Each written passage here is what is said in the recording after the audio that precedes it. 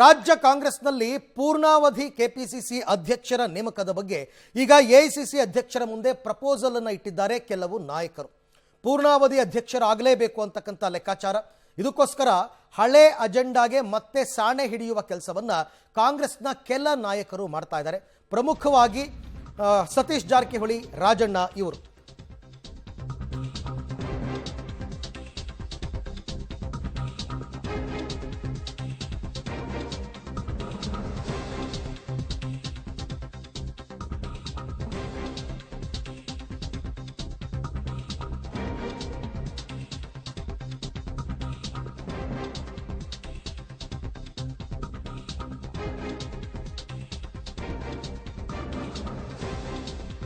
ಪೂರ್ಣಾವಧಿ KPCC ಅಧ್ಯಕ್ಷರ ನೇಮಕದ ಬಗ್ಗೆ AICC ಅಧ್ಯಕ್ಷರ ಮುಂದೆ ಈಗ ಪ್ರಪೋಸಲ್ ಇಡಲಾಗಿದೆ. ಡಿಕೆಶಿ ವಿರೋಧಿ ಬಣದಿಂದ ಹಳೆ ಅಜೆಂಡಾಗೆ ಸಾಣೆ ಹಿಡಿಯುವ ಕೆಲಸ ಕೂಡ ಆಗ್ತಾ ಇದೆ. ದೆಹಲಿ ಅಂಗಳದಲ್ಲಿ ಡಿಕೆಶಿ ವಿರುದ್ಧ ರೆಬಲ್ ಸಚಿವರು ರಾಜಕೀಯ ಅಸ್ತ್ರವನ್ನು ಪ್ರಯೋಗ ಮಾಡಿದ್ದಾರೆ.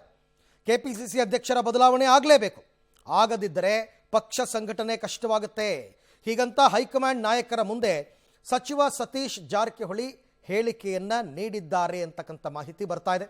ದೆಹಲಿ ಪ್ರವಾಸದಲ್ಲಿರ್ತಕ್ಕಂಥ ಸಂದರ್ಭದಲ್ಲಿ ಅವರು ಪಕ್ಷದ ನಾಯಕರಿಗೆ, ಎಐಸಿಸಿ ಮುಖ್ಯಸ್ಥರಿಗೆ ಈ ವಿಚಾರವನ್ನು ತಿಳಿಸಿದ್ದಾರೆ. ಇದು ಇವರ ಹಳೆಯ ಅಜೆಂಡಾ. ಹಾಗೆ ನೋಡಕ್ಕೆ ಹೋದರೆ ಕೆಪಿಸಿಸಿ ಅಧ್ಯಕ್ಷರ ಬದಲಾವಣೆ ಆಗಬೇಕು ಅಂತ ಹೋರಾಟಗಳು ನಡೀತು, ಗುಪ್ತ ಮೀಟಿಂಗ್ ನಡೀತು. ಯಾವಾಗ ಮಲ್ಲಿಕಾರ್ಜುನ ಖರ್ಗೆ ಅವರು ಒಂದು ಸ್ವಲ್ಪ ಗುಟ್ರು ಹಾಕಿದ್ರು ಆಗ ಸ್ವಲ್ಪ ಸೈಲೆಂಟ್ ಆಗಿದ್ರು. ಈ ಬಗ್ಗೆ ಮತ್ತಷ್ಟು ಮಾಹಿತಿ ನನ್ನ ಕೊಲೀಗ್ ಸುಖೇಶ್ ಅವರಿಂದ ಪಡ್ಕೊಂಡ. ಸುಖೇಶ್, ಹಾಗೆ ನೋಡಕ್ಕೆ ಹೋದರೆ ಕಾಂಗ್ರೆಸ್ ಸರ್ಕಾರ ಅಧಿಕಾರಕ್ಕೆ ಬಂದಾಗಲೂ ಕೂಡ ಡಿಕೆ ಶಿವಕುಮಾರ್ ಅವರೇ ಕೆಪಿಸಿಸಿ ಅಧ್ಯಕ್ಷರಾಗಿದ್ದರು, ಉತ್ತಮ ಸಂಘಟನೆ ಮಾಡಿದ್ರು, ಪಕ್ಷವನ್ನು ಅಧಿಕಾರಕ್ಕೆ ತಂದರು. ಈಗ ಕೆಪಿಸಿಸಿ ಅಧ್ಯಕ್ಷರ ಬದಲಾವಣೆ ಆಗಲಿಲ್ಲ ಅಂತಂದರೆ ಪಕ್ಷ ಸಂಘಟನೆಗೆ ಕಷ್ಟವಾಗುತ್ತೆ ಅಂತಕ್ಕಂಥ ವಾದವನ್ನು ಹೈಕಮಾಂಡ್ ಒಪ್ಪುತ್ತಾ ಅಂತ?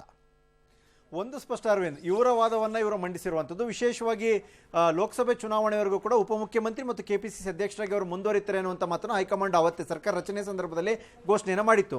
ಲೋಕಸಭೆ ಚುನಾವಣೆ ಕಳೆದು ಸಾಕಷ್ಟು ತಿಂಗಳುಗಳು ಕಳೆದಿದೆ. ಸಹಜವಾಗಿಯೇ ಒಂದು ರೀತಿಯಲ್ಲಿ ಡಿಕೆ ಶಿವಕುಮಾರ್ ವಿರೋಧಿ ಬಣದ ಕೆಲವು ಸಚಿವರುಗಳು ಆ ಕೂಗನ್ನು ಎತ್ತಿದ್ರು ಮೊದಲು ಕೂಡ. ಆದರೆ ಹೈಕಮಾಂಡ್ ಸದ್ಯಕ್ಕೆ ಸುಮ್ಮನಿರಿ ಅನ್ನುವಂಥ ಸೂಚನೆಯನ್ನು ಕೊಟ್ಟಿತ್ತು. ಆದರೆ ಪವರ್ ಶೇರಿಂಗ್ ಇರೋದೇ ಹೌದಾದರೆ ಅಧಿಕೃತ ಘೋಷಣೆ ಅಲ್ಲದಿದ್ದರೂ ಕೂಡ ಮುಖ್ಯಮಂತ್ರಿ ಸ್ಥಾನ ಪಡೆಯುವವರೆಗೂ ಕೂಡ ಕೆಪಿಸಿಸಿ ಅಧ್ಯಕ್ಷ ಹುದ್ದೆಯಲ್ಲೂ ಕೂಡ ಮುಂದುವರಿಯುವ ಹಂತದವರೆಗಿನ ಒಂದು ಮನಸ್ಥಿತಿಗೆ ಹೈಕಮಾಂಡ್ ಕೂಡ ಬಂದಂತೆ ಕಾಣಿಸ್ತಾ ಇದೆ. ಯಾಕಂದರೆ ಕೆಲವು ಬೆಳವಣಿಗೆಗಳು ಮತ್ತು ಹೈಕಮಾಂಡ್ ನಾಯಕರ ಕೆಲವು ರಿಯಾಕ್ಷನ್ಗಳು ನೋಡ್ತಾ ಹೋದರೆ ಪರೋಕ್ಷವಾಗಿ ಅದೇ ಇದ್ದಂತೆ ಕಾಣಿಸ್ತಾ ಇದೆ. ಆದರೆ ಡಿಕೆ ಶಿವಕುಮಾರ್ ವಿರೋಧಿ ಬಣದ ಸಚಿವರುಗಳ ಕೆಲವೊಂದಷ್ಟು ಪ್ರಯತ್ನಗಳು ವಿಫಲವಾದ ನಂತರದಲ್ಲಿ ಪಕ್ಷ ನಿಷ್ಠೆ ನಮ್ಮದು ಅನ್ನುವಂಥ ದಾಟಿಯಲ್ಲಿ ಒಂದಷ್ಟು ಅಸ್ತ್ರಗಳ ಪ್ರಯೋಗಕ್ಕೆ ಮುಂದಾದಂತೆ ಕಾಣಿಸಿದೆ. ಅದರಲ್ಲಿ ಪ್ರಮುಖವಾಗಿ ಪೂರ್ಣಾವಧಿ ಅಧ್ಯಕ್ಷರಿಲ್ಲದ ಕಾರಣ ಸಂಘಟನಾತ್ಮಕವಾಗಿ ಸವಾಲುಗಳು ಎದುರಾಗುತ್ತೆ. ಉಪಮುಖ್ಯಮಂತ್ರಿ ಮತ್ತು ಅಧ್ಯಕ್ಷ ಸ್ಥಾನ ಎರಡನ್ನೂ ಕೂಡ ನಿಭಾಯಿಸೋದು ಅವರಿಗೂ ಕಷ್ಟ ಆಗುತ್ತೆ. ಹಾಗಾಗಿ ಪೂರ್ಣಾವಧಿ ಅಧ್ಯಕ್ಷರನ್ನು ಕೊಡಿ ಅನ್ನುವಂಥ ಬೇಡಿಕೆಯನ್ನು ಇಟ್ಕೊಂಡಿದ್ರು. ದೆಹಲಿ ಪ್ರವಾಸದ ಸಂದರ್ಭದಲ್ಲಿ ಮುಕ್ತವಾಗಿ ಮಾತನಾಡಲಿಕ್ಕೆ ಅವಕಾಶ ಸಿಗುತ್ತೆ ಅನ್ನುವಂಥ ಕಾರಣಕ್ಕಾಗಿ ದೆಹಲಿ ಪ್ರವಾಸಕ್ಕೆ ಹೋದಂಥವರು ಸತೀಶ್ ಜಾರಕಿಹೊಳಿ ಅವರು ಎಐಸಿಸಿ ಅಧ್ಯಕ್ಷ ಮಲ್ಲಿಕಾರ್ಜುನ ಖರ್ಗೆ ರಾಜ್ಯದವರಾಗಿದ್ದರೂ ಕೂಡ ಅವರ ಮುಂದೆ ಪ್ರಪೋಸಲ್ನ ಕೂಡ ಇಟ್ಟಿದ್ದಾರೆ ಅನ್ನುವಂಥದ್ದು.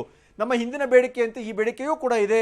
ಪೂರ್ಣಾವಧಿಯ ಅಧ್ಯಕ್ಷರ ಆಯ್ಕೆ ಆಗಬೇಕು, ಪಕ್ಷ ಸಂಘಟನೆ ದೃಷ್ಟಿಯಿಂದ ಅದು ಅನಿವಾರ್ಯ ಅನ್ನುವಂಥ ಹಳೆ ಹಸ್ತಕ್ಕೆ ಸಾಣೆ ಹಿಡಿದಿದ್ದಾರೆ ದೆಹಲಿಯ ಅಂಗಳದಲ್ಲಿ ಅನ್ನುವಂಥ ಮಾಹಿತಿ ಬರ್ತಾ ಇರುವಂಥದ್ದು. ಹಾಗೆ ಸಹಜವಾಗಿಯೇ ಇದು ಮತ್ತೆ ಒನ್ಸ್ ಅಗೇನ್ ಡಿಕೆ ಶಿವಕುಮಾರ್ ಸತೀಶ್ ಜಾರಕಿಹೊಳಿ ಅನ್ನುವಂಥ ರೀತಿಯಲ್ಲಿ ಬಂದು ನಿಲ್ಲುವಂಥ ಸಾಧ್ಯತೆಗಳೇ ದಟ್ಟವಾಗಿ ಕಾಣ್ತಾ ಇರುವಂಥದ್ದು. ಅರವಿಂದ್, ರೈಟ್. ಹಾಗೆ ಸಂಪರ್ಕದಲ್ಲಿರಿ ಸುಖೇಶ್, ನಿಮ್ಮ ಜೊತೆ ನಾನು ಮತ್ತೆ ಮಾತನಾಡ್ತೀನಿ. ಓಕೆ, ಇವರೊಂದು ಹಠವನ್ನು ಹಿಡಿದು ಕೂತಿದ್ದಾರೆ. ಡಿಕೆ ಶಿವಕುಮಾರ್ ಅವರಿಗೆ ಕೆಪಿಸಿಸಿ ಅಧ್ಯಕ್ಷರಾಗಿದ್ದಾರೆ, ಎರಡೆರಡು ಇಲಾಖೆಗಳ ಮಂತ್ರಿಗಳಾಗಿದ್ದಾರೆ, ಮತ್ತು ಜೊತೆಗೆ ಉಪಮುಖ್ಯಮಂತ್ರಿ ಆಗಿದ್ದಾರೆ. ಯಾಕೆ ಅಷ್ಟೊಂದು ಹುದ್ದೆ, ನಮ್ಮಲ್ಲಿ ಯಾರು ಯಾಕೆ ಆಗಬಾರ್ದು ಅಂತಕ್ಕಂಥ ಲೆಕ್ಕಾಚಾರ.